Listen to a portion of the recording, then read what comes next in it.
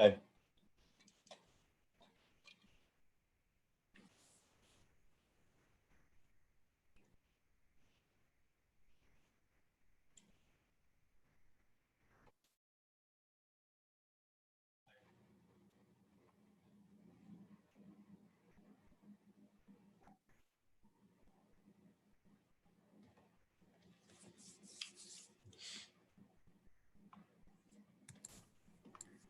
Hey, Howard, sorry. I didn't realize you were talking to me, hey.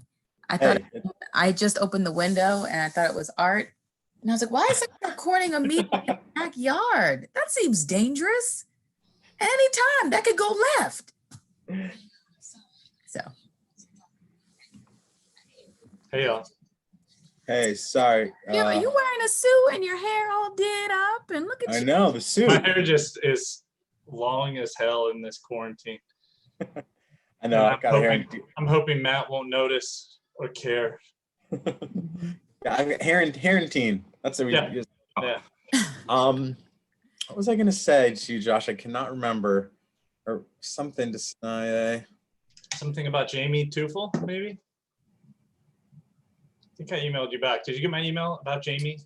I did. Yeah, he's gonna be here too. I'll introduce both you guys. Okay. Yeah, and then when we did this last week, he just kind of shared at the end. And most of the questions we got, when we did it last week, Fontaine was kind of covering the chat and responding to people. And Patrick, when we were done, he didn't open it up to like live ask questions. He just asked questions from the chat that we hadn't covered yet, or things that people were still going like, I missed this or something.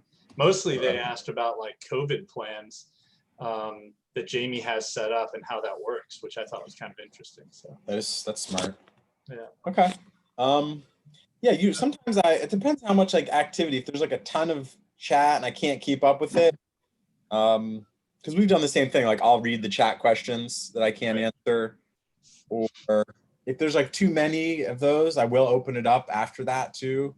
Yeah. I kind of play it by ear based on how many questions. It's a lot of information that yeah, it's complicated. But hopefully, I mean, I tried to move quickly. It took about a half hour to get through it because we want to give people like a really solid download of everything that's going to happen. That's great. Hey, real quick, I'm going to I do a poll during it. Just an opportunity to get quick information from people. So Sanaya, I was going to ask people what career skills they're interested in. Okay. I've got resume writing, interview prep, cover letter writing, free professional development, which is kind of the same thing, and then managing conflict at work. I just kind of think of like another topic. I would take out free professional development. It's too broad. It doesn't mean anything when we get the answer. I know. I was thinking like free training is kind of where I was getting at more. So listen, we are live on YouTube right now too. I saw that. I'm the only one watching it, but still. I'm gonna let everybody in. We got 15 people waiting. So. Wait, before you do that, is Brenda or Amy, they were trying to get in. Let them in and make them co-host. Oh, Brenda is here. Yeah. Good call. And Josh, I did make you a co-host. You should be able. Do you see the screen sharing option down there, Josh? Yeah. Hey, Brenda. Yeah, I do. Okay, good. Brenda, I'm going to make you a co-host.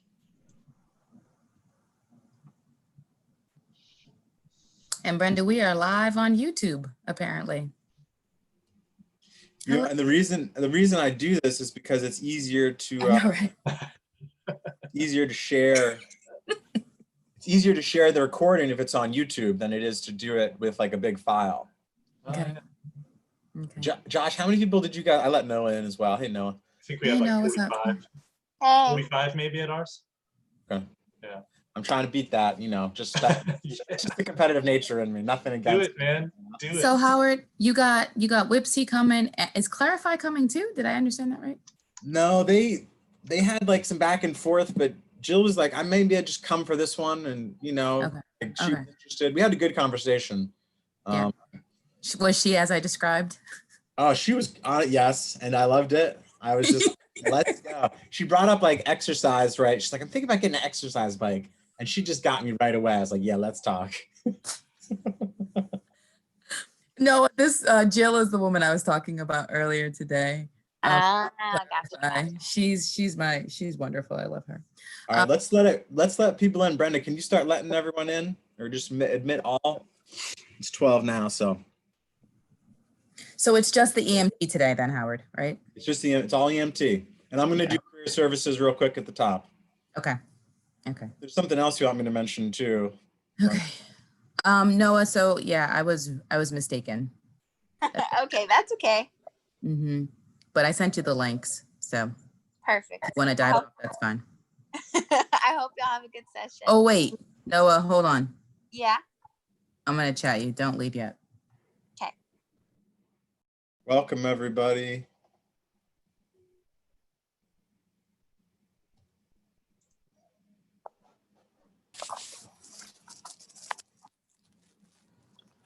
Welcome, guys.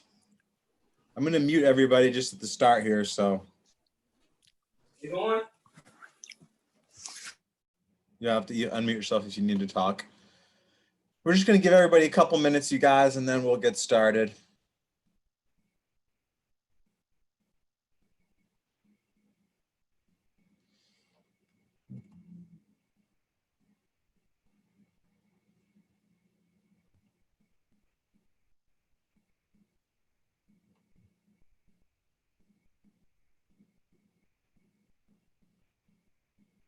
And then Brenda, we've got people in the waiting room, if you could let them in.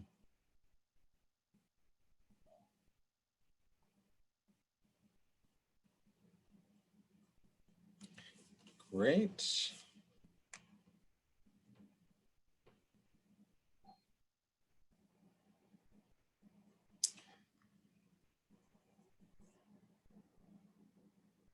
Good, good. All right, everyone, we're just going to give it a few more minutes, and then we will get going.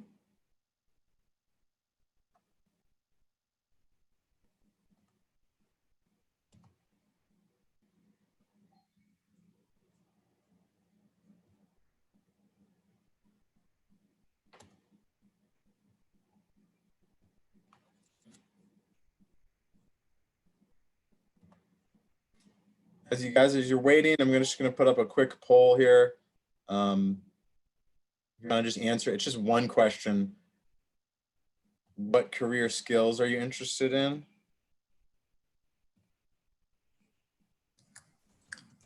Kim, can you check your chat?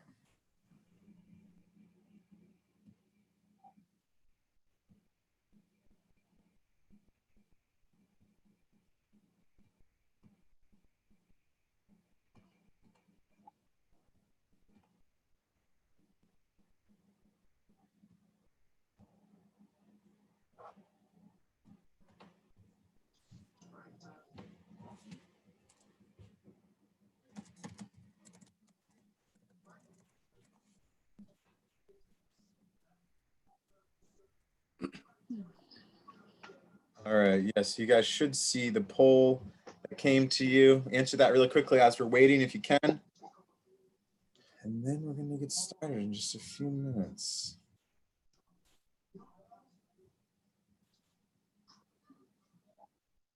Is Jamie here? Let's see him.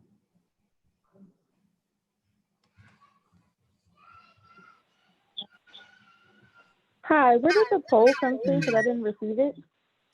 Oh, are you in through your phone? Yes.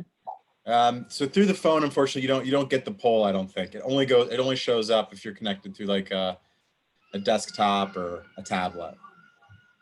Okay. But it's just asking what kind of career development you're interested in, like resume writing, cover letters, managing conflict at work, and one other thing. Interview prep. Interview prep. Thank you. Okay. So you can just tell me, I can record your answer.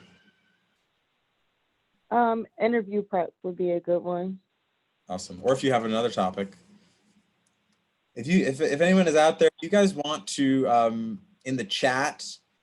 So if you're new to Zoom, if you're in the window down at the bottom, there's a chat button. If you hit that, if you just want to write in there what kind of career development topic you might be interested in. We're thinking about programming to come up with, and trying to create things people are looking for. So if you have a topic you're interested in, feel free to put it in the chat. One that I didn't put in the questionnaire.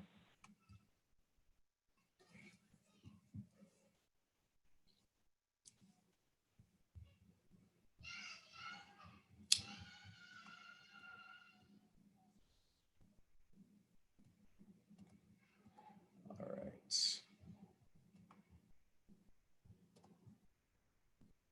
All right, let's get started. Thank you guys for being here. My name is Howard. I am part of the Beachville Family Learning Center, which is located at Drexel's Dornsife Center. And today we're going to be talking about an EMT program, an opportunity that WPSI, West Philadelphia Skills Initiative, is offering in partnership with Drexel University.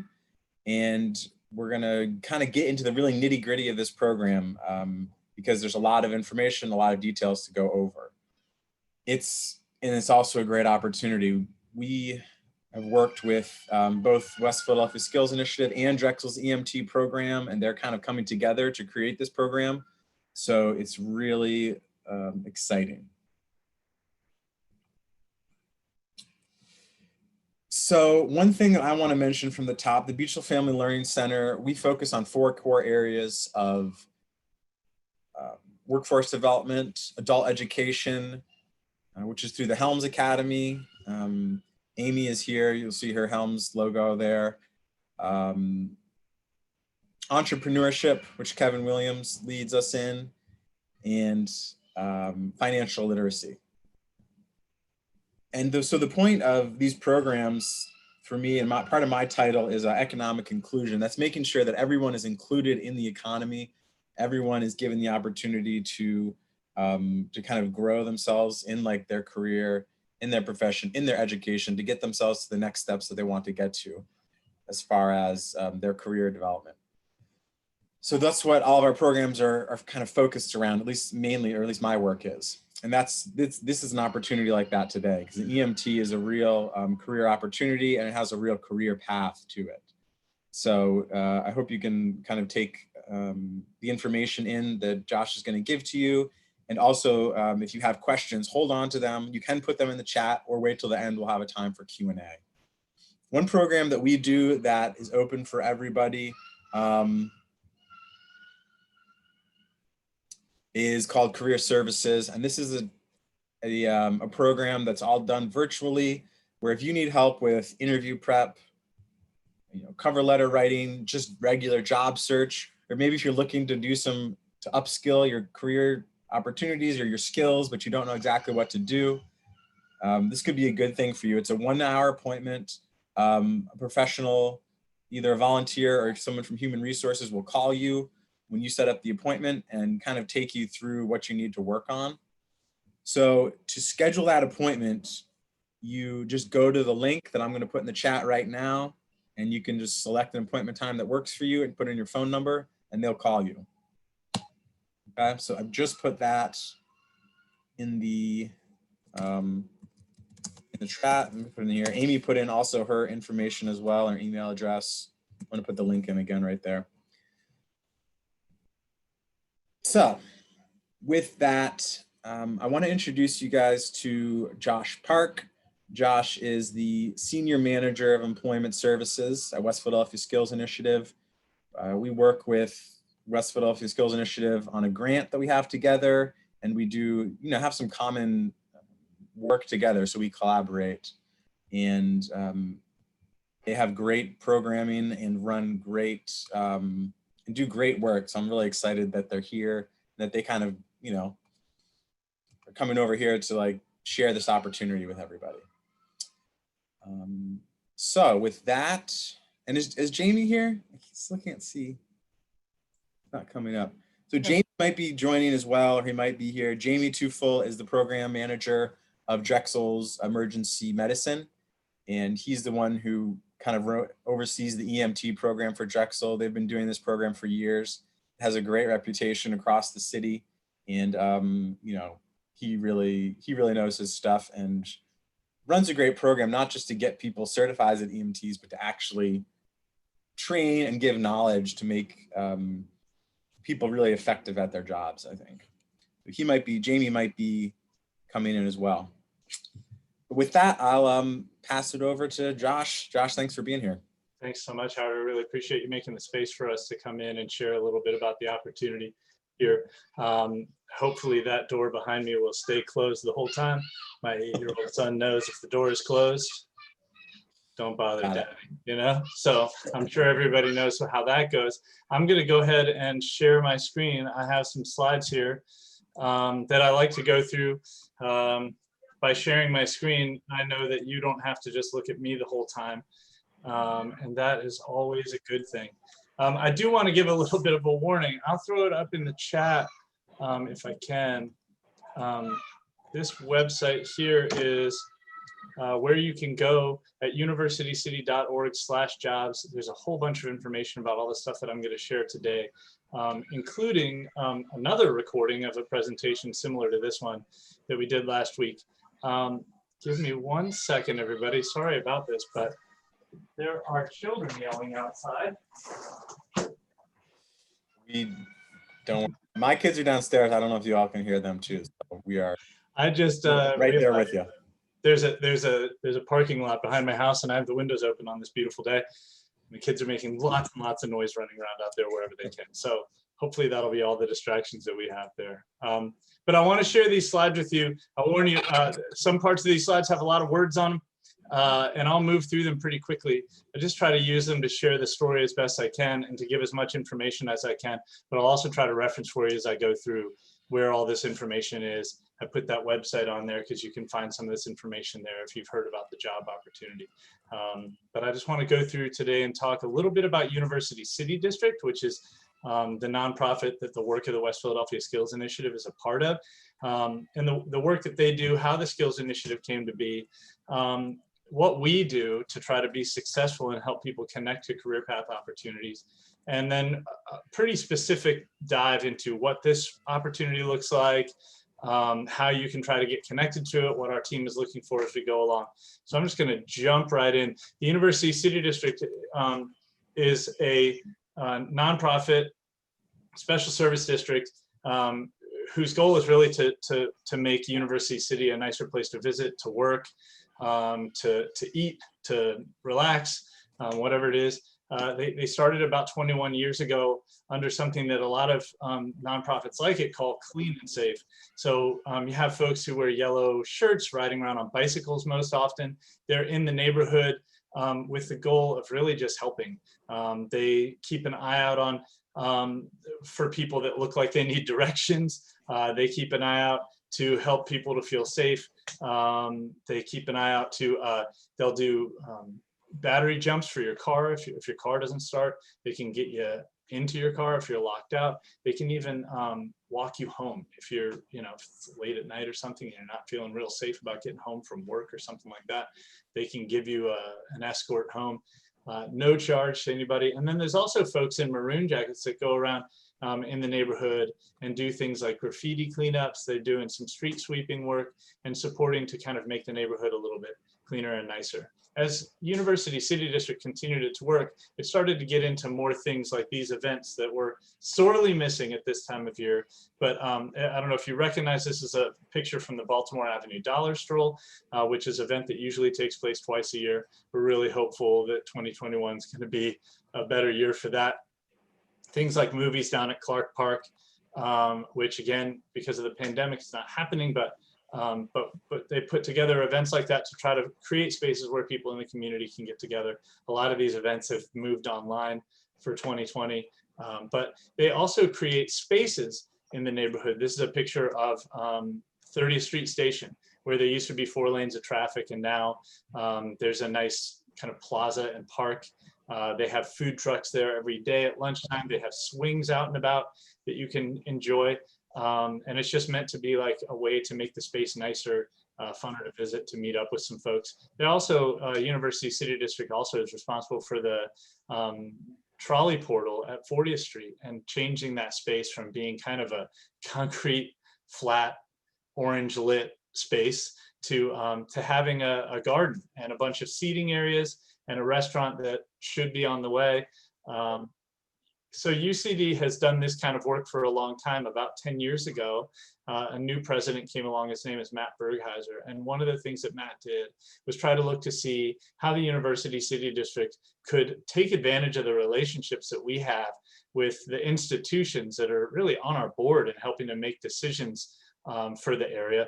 And how can we take advantage of those opportunities that they have for career connections and share those out with the broader West Philadelphia community? So that idea of connecting people to opportunity is a reason why the West Philadelphia Skills Initiative was born 10 years ago, to connect employers who are looking for talent with West Philadelphians initially who are seeking opportunity. We lean on relationships with folks like Penn and Penn Medicine, with Drexel, with Children's Hospital of Philadelphia, SEPTA as well, the fire department. We've done a number of different programs over the years and really lean on them to find out what are the jobs that they have that could be career path connectors for folks in our community, right? When we talk to an employer, the first thing that we want to do is know what those jobs are and what the needs are of those jobs. And we want to make sure that they meet the needs of the job seekers. Like I keep saying, initially in West Philadelphia. This recruitment for the EMT program that we're building right now is for all Philadelphians. So maybe I should switch my language for this presentation, but we're trying to make sure that it meets needs of people that are in Philadelphia. Jobs have to pay well.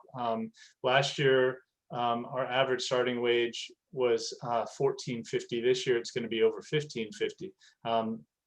They have to have a lot of openings because we don't want people to be in competition with each other when they join the program. We want to know that the jobs that it's connected to are plentiful so that people can build the skills that they need and then successfully connect to those jobs. And they also have to have clear career path opportunities, right? So there has to be room to grow. These aren't just entry-level positions that pay a minimum wage. These are jobs that we're hoping pay at least $15 an hour to start and have clear paths of how you can grow and build your career. Once we found a position like that with any of the employers that we work with, we reach out to the community. So we hold information sessions ourselves. In this case, so we've reached out to Howard and the team at the Dornsife Center to do this session.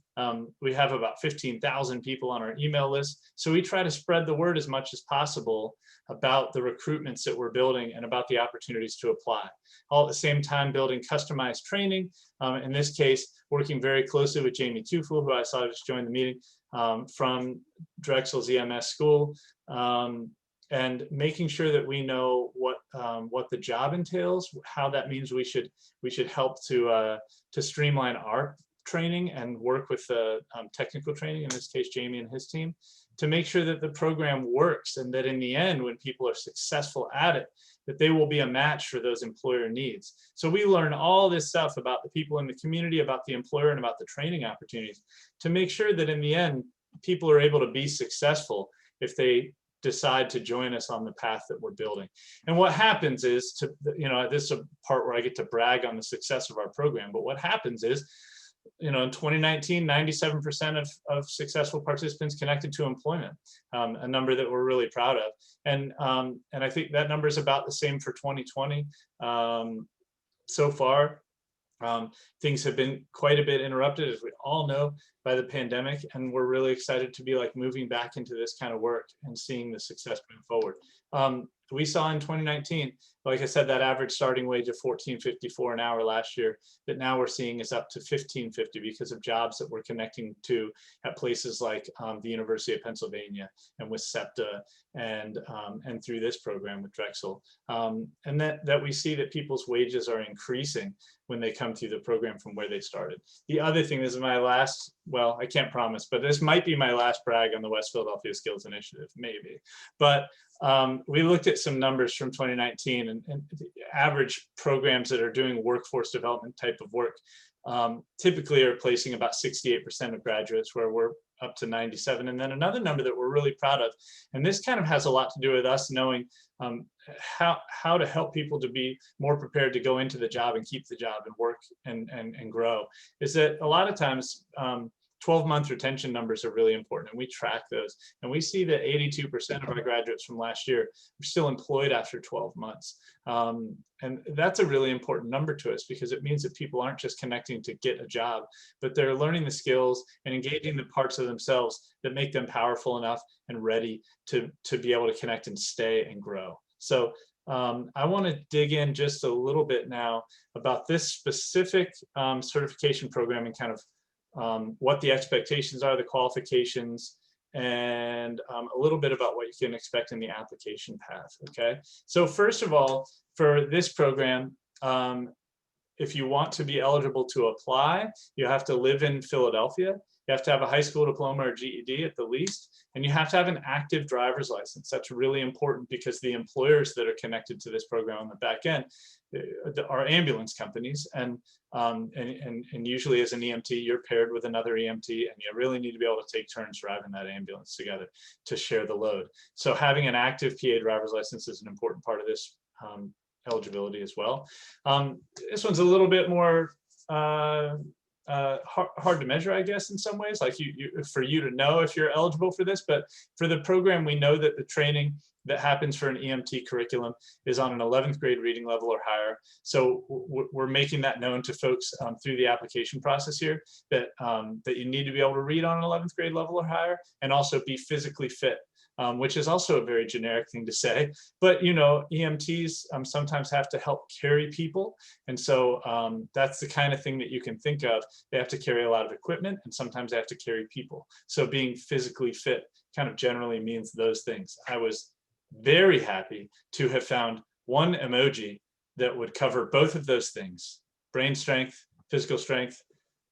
Send me a better one if you've got it. But I like the sweaty brain in sneakers lifting weights. So other things that happen, you know, there's technical requirements. I'm sure a lot of people are on here on their phone today. There's some people are on a tablet. We know that because of the material that's used by Drexel's EMT program, that we kind of have to up the level a little bit in terms of what our expectations are. Some of this stuff that I'm telling you right now is not as, we don't get as specific on the flyers and the emails that we sent out or what's on our website. But it is there, but also if you do fill out the application, it will ask you some questions about what you have technically, and should let you know whether or not you have what you need. But you do have to have a laptop or a desktop, something that has speakers, a microphone, a webcam. In my setup here at my house, I'm using a desktop. I also have a webcam that's connected to it because my monitor is really old, but sometimes some laptops, you know, most laptops these days have cameras connected to them, and phones and speakers or microphones and speakers built in. You have to have broadband internet that's reliable, that you can depend on, because a lot of the program is going to be virtual. We'll get into that later. There's some information there for PCs. You have to have Windows 7 or above, so you have to have that updated. And for your internet browser, you have to have Chrome, which if you have all the other things and you don't know what Chrome is, we can help you to download Chrome onto your laptop or desktop. It's usually not that difficult.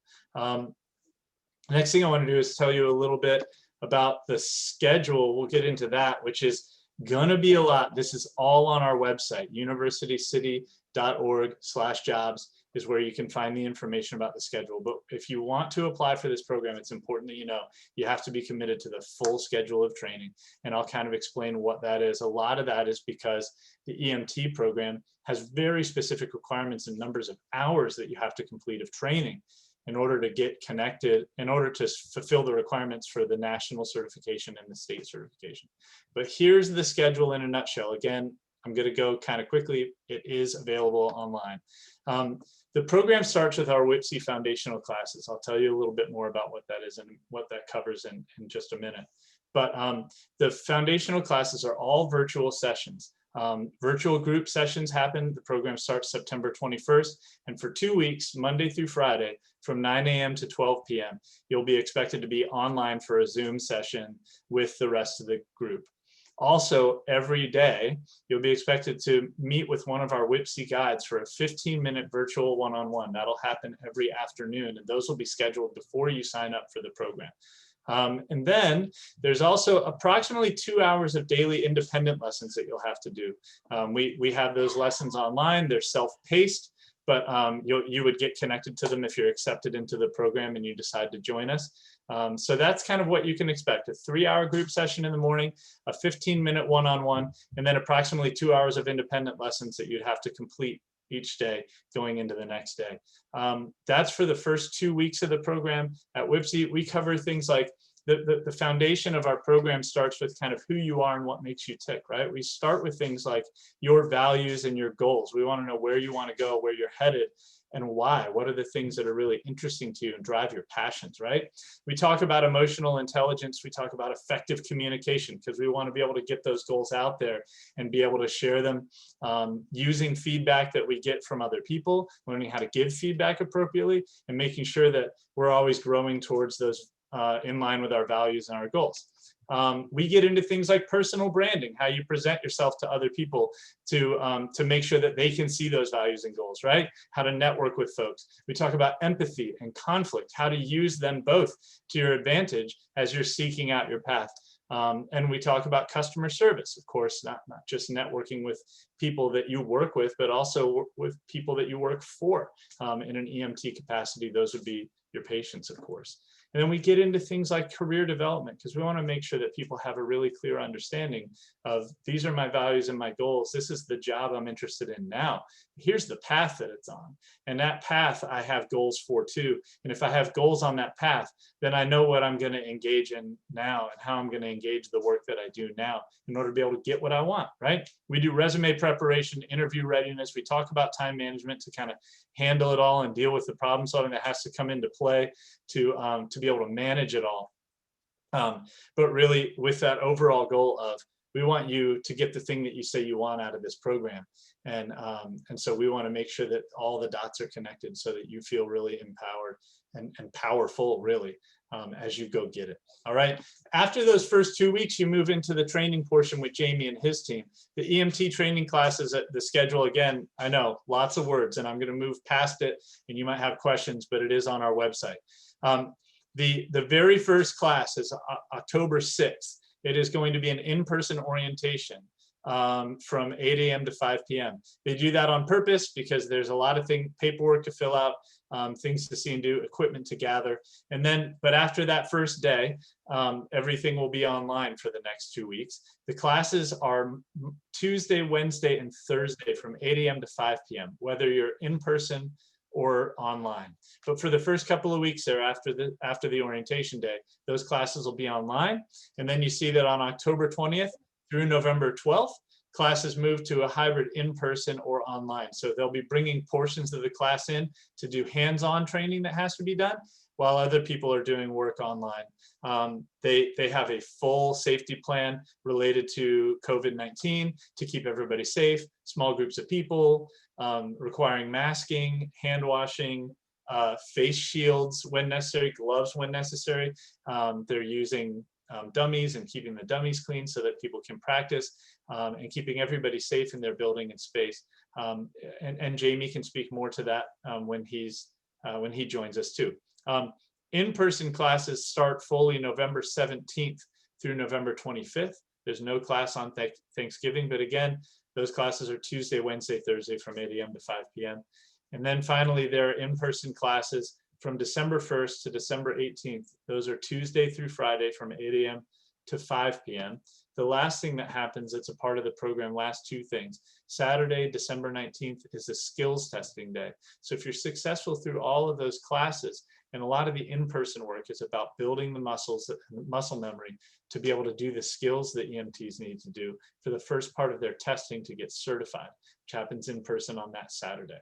We'll close out our program on Tuesday, December 22nd with a virtual session we call a closing focus group. So we can talk to everybody, congratulate everybody, and make sure that everybody is registered for their NREMT exam, which is the computer-based exam that you can either take at home or you can go to a Pearson VUE testing center to take.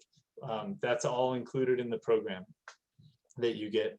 We pay for that exam for you to take. You pass that exam and then you get your certification. So here's how things will roll here, right? You apply to the WIPSI program. You can do that at universitycity.com/jobs, which I put in the chat. You can go there, find the application, fill out the application. Meanwhile, our team does a bunch of reviews. What are we looking for when we do reviews? Well, all the stuff that I already covered gets covered in the application about your driver's license and your education levels and things like that. They all get covered there. But we're also looking in the application based on what you fill out about what you want to accomplish in this program, what you've done at past jobs, what you're hoping to gain. We want to see that you're goal oriented, that you're motivated to do this program and why you're motivated. And we also want to see proof that you have some high quality people skills, because I would say if you don't share that stuff with us, we won't know how to make a decision about whether we want to move you to next steps. So this is what our team is looking at. People often ask us, well, I apply, so how come, some people apply and get in and some people don't, some people get moved to the next steps and some people don't. Why is that? Well, our team, when they're looking at applications, they look at a couple things. First, they go, is every box on the application filled in? Does it tell the whole story?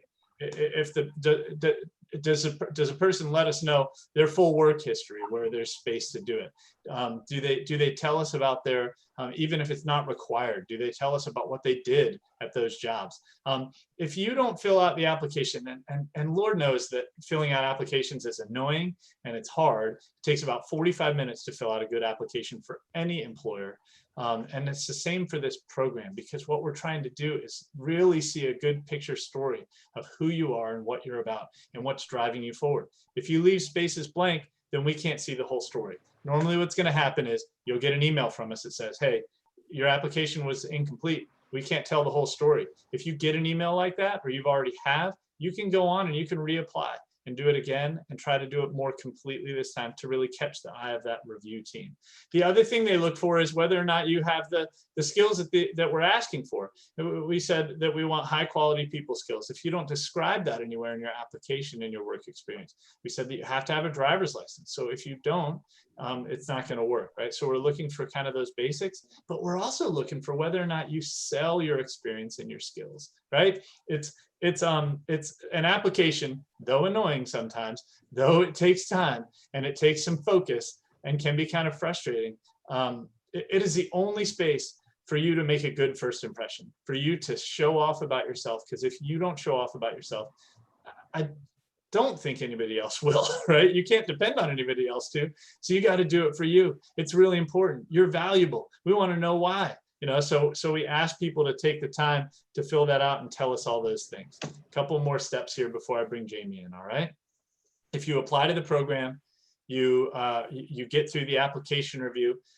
Some people through the application reviews are going to be informed that we need them to take a reading assessment. It's from a company called CASAS. It takes about 30 minutes. And if you get that reading assessment sent to you, it's because we're doing that thing where we're checking to make sure people are on an 11th grade reading level or higher.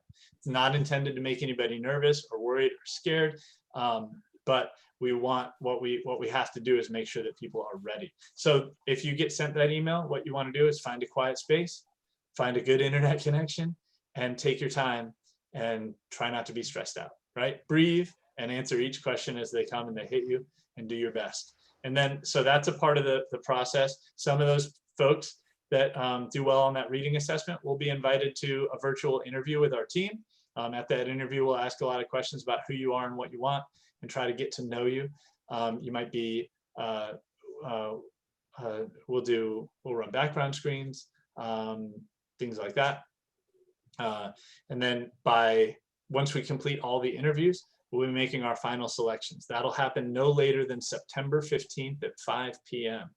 The program starts September 21st. So it's only a week before it, but what we're trying to do is give everybody a chance to apply and give our team time to make sure that we're reviewing all the applications well, doing all the interviews well, and making the best selections we possibly can.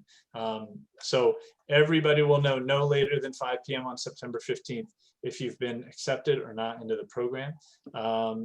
The program commitments here from WIPSI are, one, that we're connecting you to some career strategies and the employer connections. Drexel is doing the EMT training, but we've built a relationship with, and Drexel has a relationship with, two ambulance companies, American Medical Response and Keystone Quality Transports, who are going to be engaging in the programming as well, and they're going to be looking to interview everybody who completes their certification. So you're going to get those good connections, those career connection strategies, and through the program. You're also going to get $150 a week stipend while you're enrolled in the program.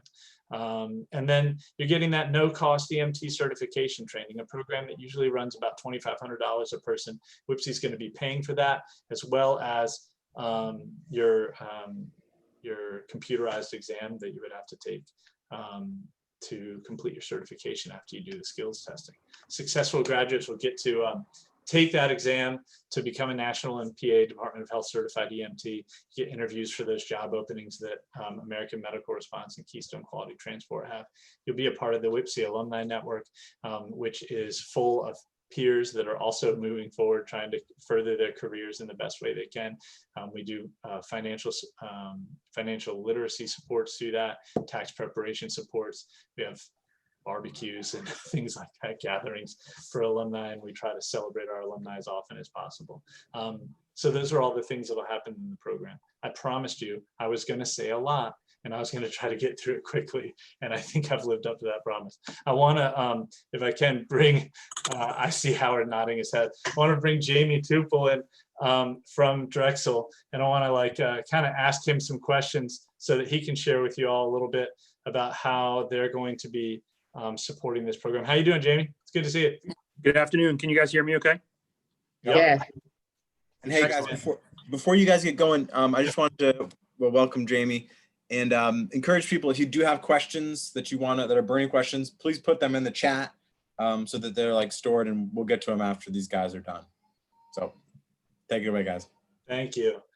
So Jamie, why don't you start off? Tell us a little bit about what it takes to be successful in Drexel's EMT program that you'll be running. So yeah, we find that a lot of our graduates are really dedicating themselves for the whole time that they're on campus doing the course and taking the course with us. And then we find that they're really disciplined. If they have the ability to kind of carve time out of their normal day or their normal week and dedicate themselves to either reading or studying or even watching videos that have to do with becoming an EMT online, that's really, really helpful. We try to kind of focus on the students who dedicate and show themselves as dedicated. And then we also can pick up on the fact when they kind of aren't doing what they need to be doing. And then we kind of try to guide them along the path of what they need to be focusing on in order to continue to get through the program and to complete the program. This program is going to be 10 weeks long, in total 12 weeks long, I believe. So this is a very short period of time, and there's a lot of information that's going to be coming at the student.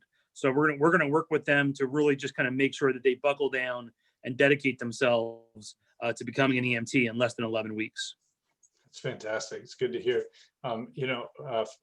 For everybody who's listening, we work really hard at WIPSE to build a really, really supportive program, something we would call person-centered. So we want to really help people to achieve the goals that they have. And we're really happy to have partnered with Jamie and his team, because every conversation we have with them, it seems like that's exactly what they're doing. They're working with each individual that comes through the classes to figure out what they need in order to help them to be more successful.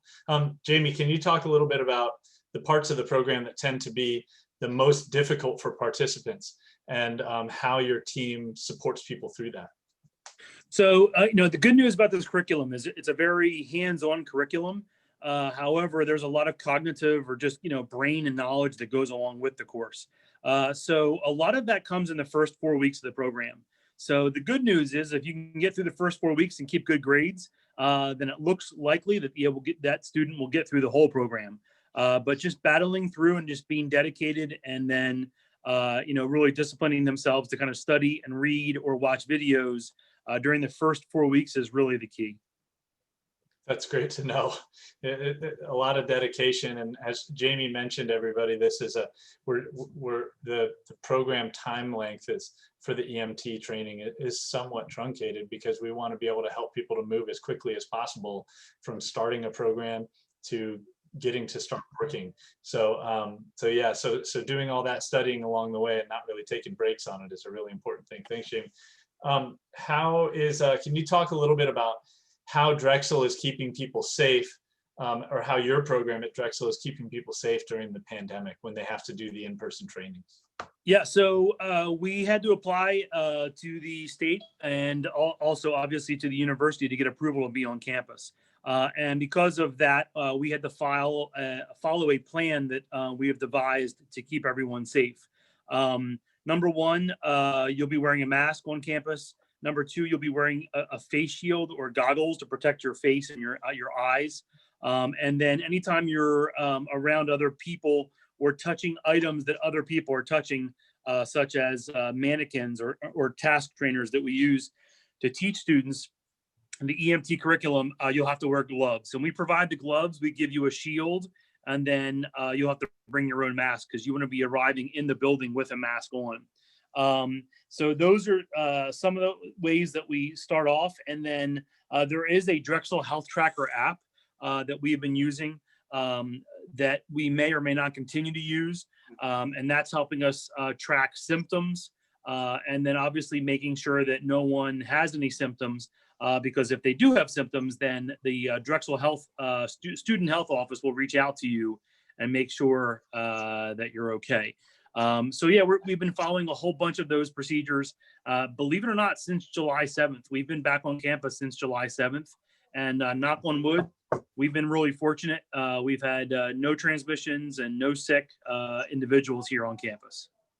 That's great to hear. I guess that's a sign that you guys are doing the right thing and taking the right steps to keep people safe. So, and in a world where, particularly in the world of EMTs, where folks are going through the program to become essential workers, it's understandable that some of the essential training has to happen in person as well. But it's good to hear that everybody's staying safe and that people coming through the program are doing well.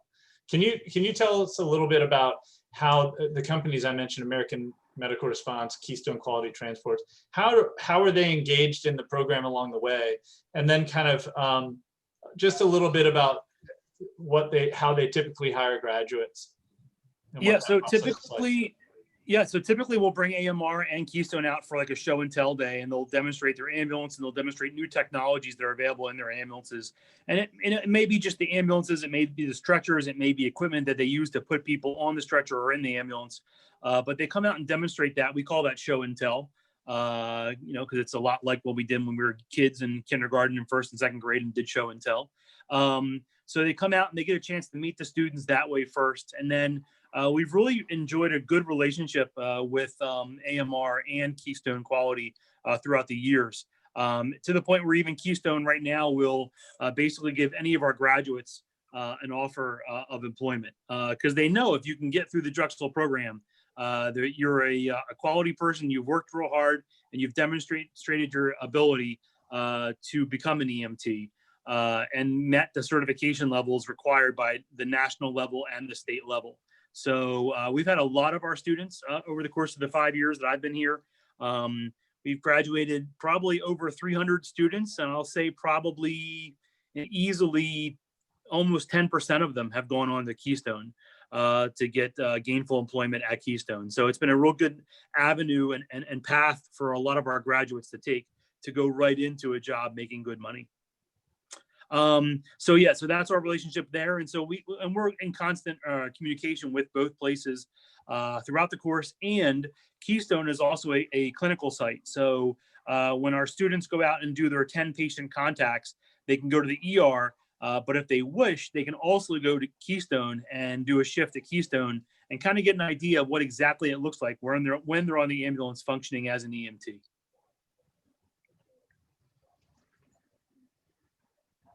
Josh, I think you're still muted. There we go. I tried to click it, didn't work. You think I've been doing this for 5 months now. I should be used to it. Well, that's awesome. I'm really excited. Is there anything else, Jamie, that I haven't asked you about that you think is important to share at this point before we go to the questions that are on the chat? Yeah, so I mean, I'll just mention this. It's a tough program. It's a really tough program, but it's a very rewarding skill and a certification to have, and it really opens up a lot of doors and opportunities.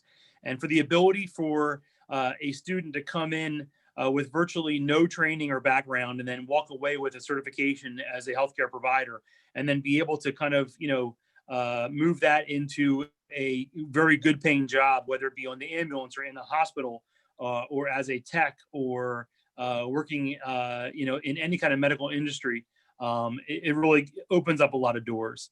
Even though Drexel has closed their doors to the typical college students this fall, we are lucky enough to be open right now for this essential training. So not only is our EMT training open, but our AHA training is open as well. So we're taking all of the guidelines very seriously and being very mindful about what we do here in the building to keep everyone safe. And, you know, we're at the mercy of COVID numbers locally. It's possible that, you know, COVID numbers could get worse. So we're really kind of hoping that, hopefully keeping everyone really, really mindful about following the guidelines so that we can keep our doors open. Great, that's great.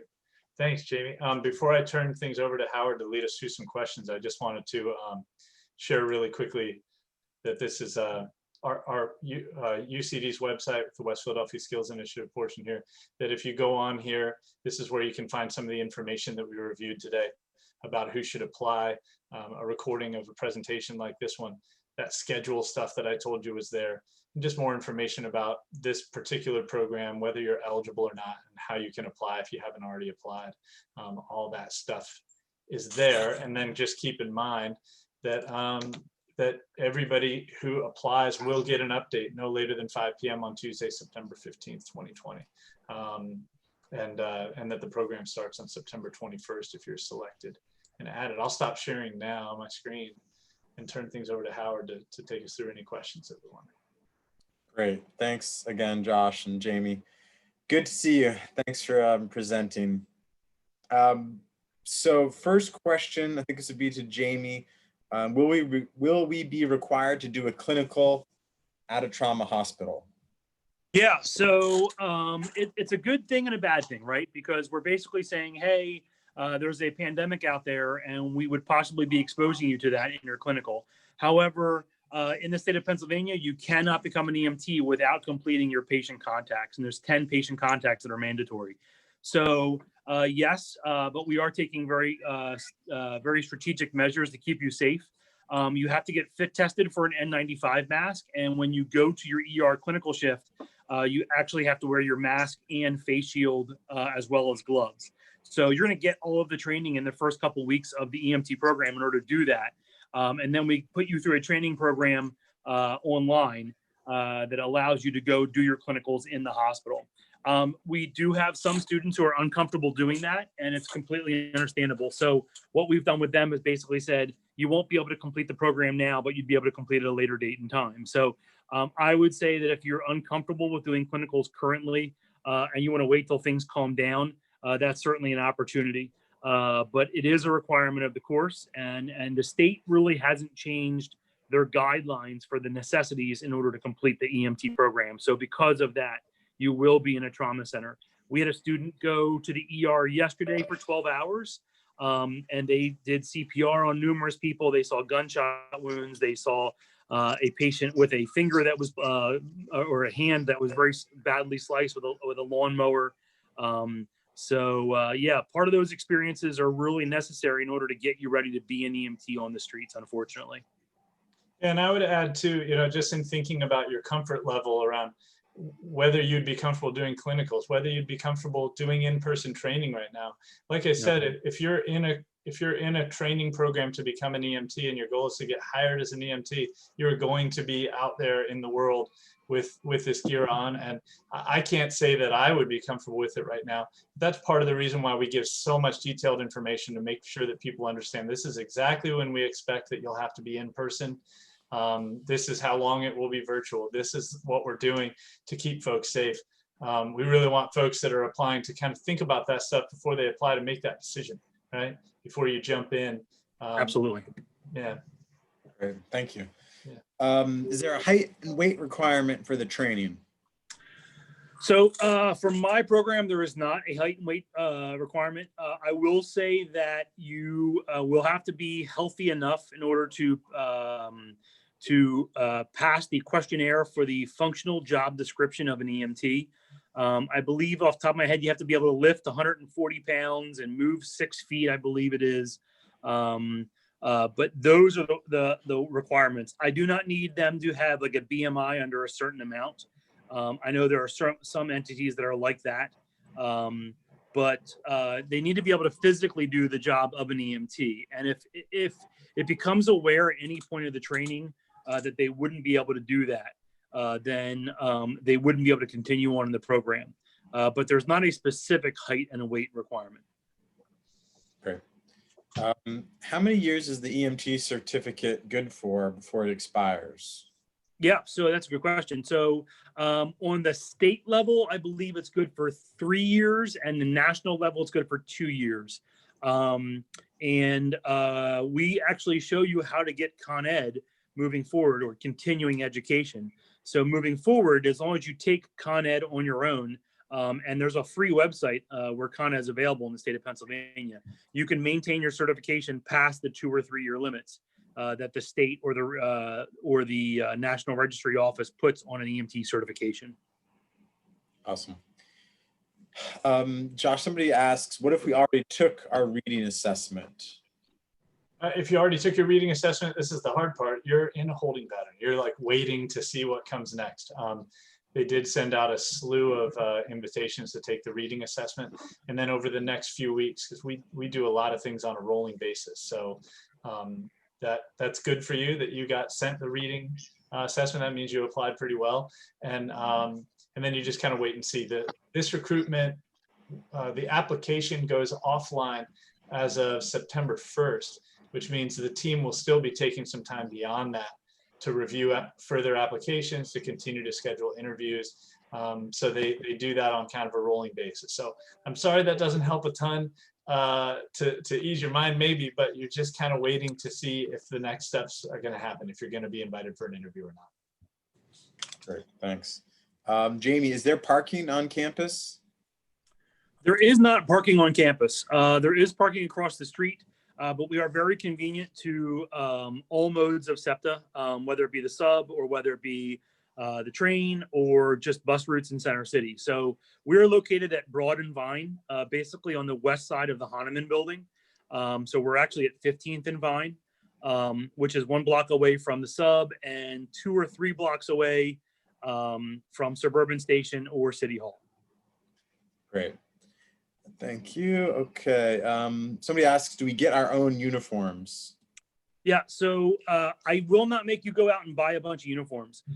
What we will suggest is that you have a pair of dark blue scrubs, and we will definitely give you a uniform shirt that has our insignia on it, and you can wear that for your clinicals as well as for the last day of class, because we do a class picture on the last day of class.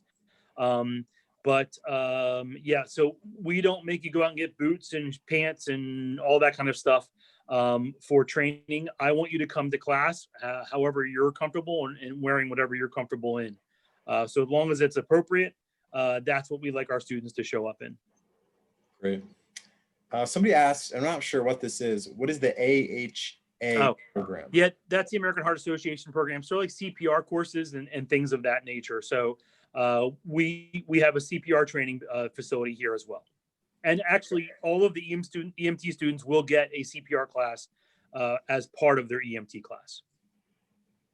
Great. Okay. Do any of the employers, AMR or Keystone, offer defensive driving?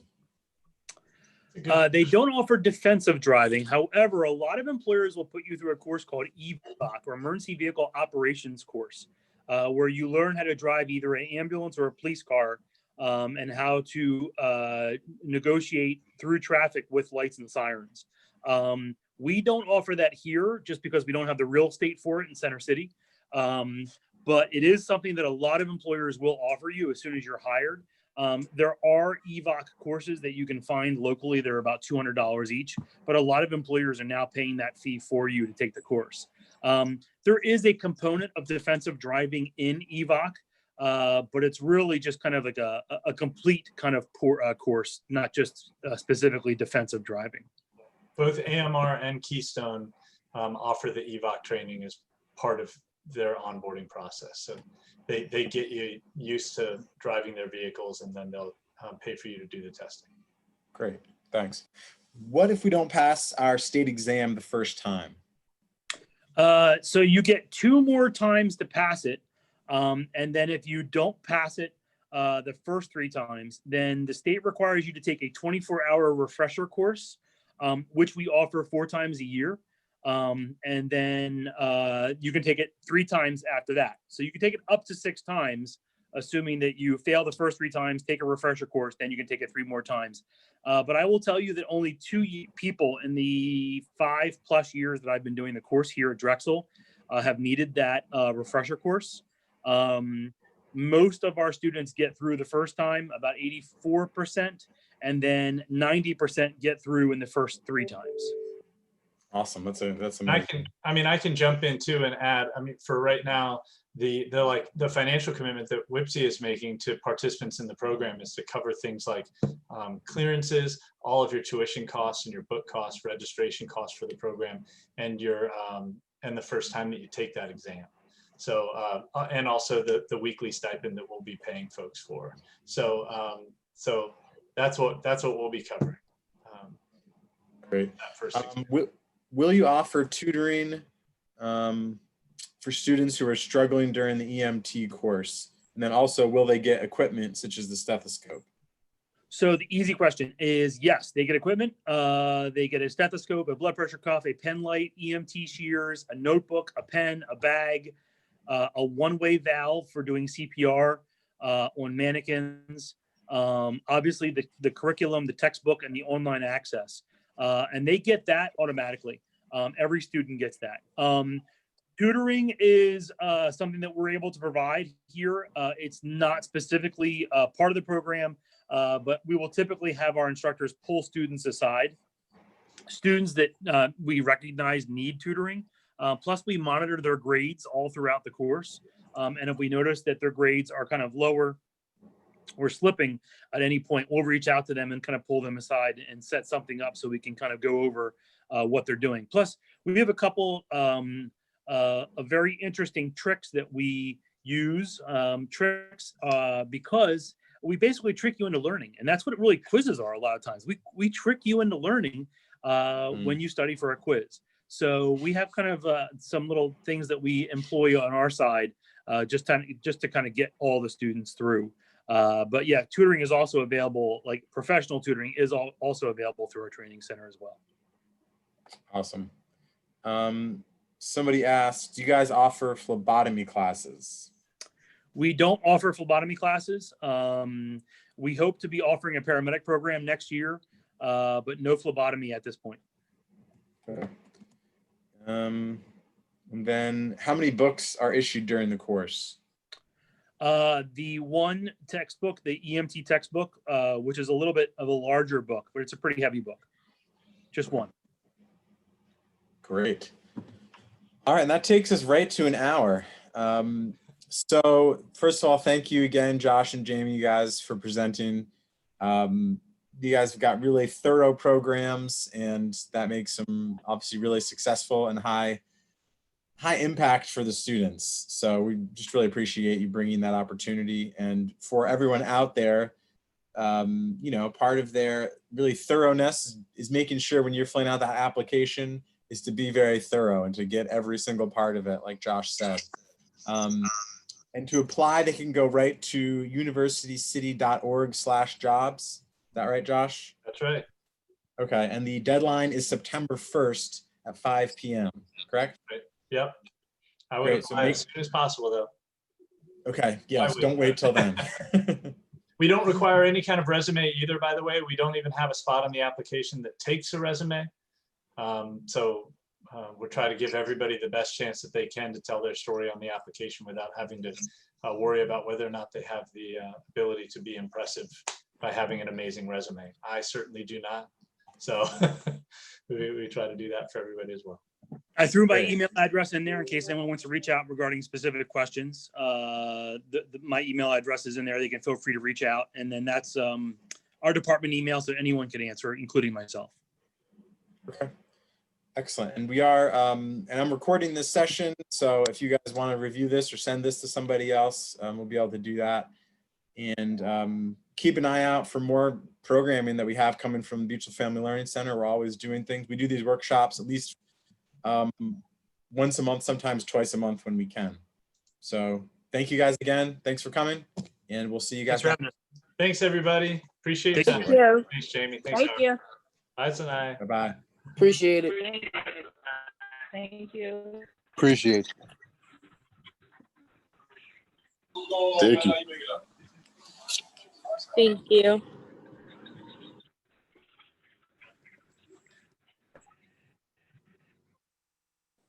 You canceled everything for tomorrow, right?